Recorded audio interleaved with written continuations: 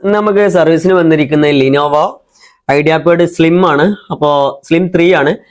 അപ്പോൾ അത് 12th Jan laptop ആണ്. അപ്പോൾ പുതിയ ലാപ്ടോപ്പ് ആണ്. അപ്പോൾ ഇതിന്റെ കംപ്ലൈന്റ് കസ്റ്റമർ പറയുന്നത് ഡെഡ് ആണ്.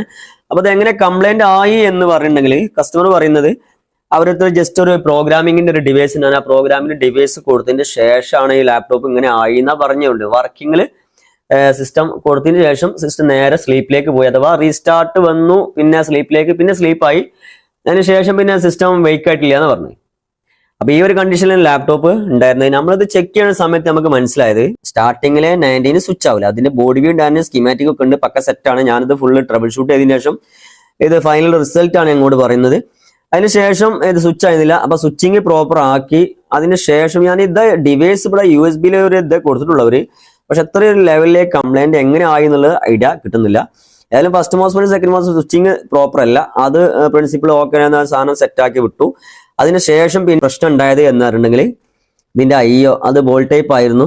ഇത് ഷോർട്ട് ഉണ്ടായിരുന്നു. ഷോർട്ട് മീൻസ് ഇത് കിടന്ന് ഹീറ്റ് ആകണ്ടായിരുന്നു, ഓവർ ഹീറ്റ് തന്നെ. അപ്പൊ അത് റീപ്ലേസ് നമ്മൾ ചെയ്തു. അതിനുശേഷം പിന്നെ വരുന്നത് എങ്ങനെയാ വെച്ചാൽ 1.8 ആൾവേസ് ഇതിട്ടു, ജസ്റ്റ് ഒന്ന് റണ്ണിങ് വന്നു.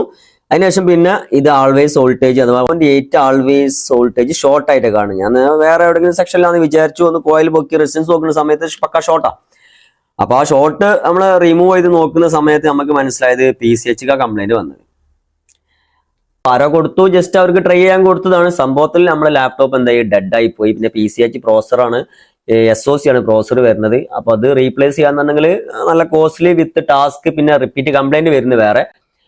അപ്പോൾ ഇങ്ങനെ ഒരു അപകടം ഇല്ലാതിരിക്കണം എന്നുണ്ടെങ്കിൽ നിങ്ങളൊരു ഡിവൈസ് നിങ്ങൾ യൂസ് ചെയ്യാത്ത ഒരു പരിചയമില്ലാത്തൊരു ഡിവൈസ് ആണ് നിങ്ങളെ കയ്യിൽ കിട്ടുന്നുണ്ടെങ്കിൽ ഒരു കാരണവശാലും നിങ്ങൾ സഡൻലി ഡയറക്റ്റ് എടുത്തിട്ട് ഇതിലേക്ക് ഇൻസെർട്ട് ചെയ്യാൻ പാടില്ല. ഇൻസെർട്ട് ചെയ്തിട്ടുണ്ടെങ്കിൽ ഇതേമാതിരിയുള്ള അനുഭവമാണ് കാരണം പിന്നെ നമുക്ക് സംഭവിക്കുക. അപ്പൊ നമ്മളെ ലാപ്ടോപ്പും പോയി, പിന്നെ ടൈമും പോയി.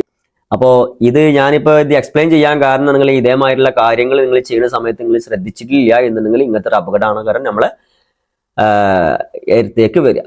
ഓക്കെ, അപ്പോൾ ഇതില്ലാതിരിക്കാൻ നിങ്ങൾ കെയർ ചെയ്യുക.